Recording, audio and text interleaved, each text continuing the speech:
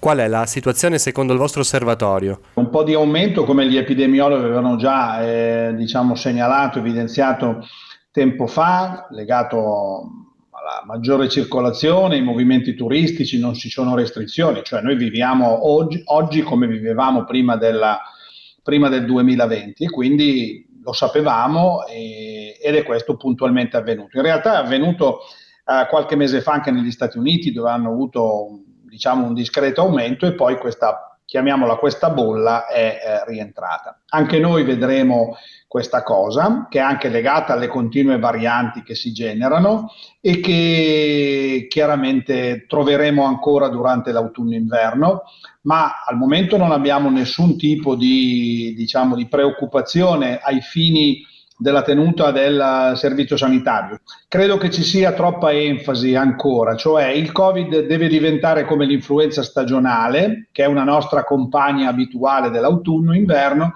ma di più non facciamo, se non quello poi di vaccinarci. Che consigli dare per quanto riguarda la vaccinazione e quando partirà la campagna? Allora, la campagna partirà fra qualche mese, come di consueto, da ottobre, eccetera. Abbiamo già acquisito più di 450.000 dosi, che è un po' il target della Regione Liguria per l'influenza, e stiamo trattando con il Ministero per ciò che attiene invece alla quota vaccinale Covid, che sono vaccini aggiornati rispetto alle ultime varianti.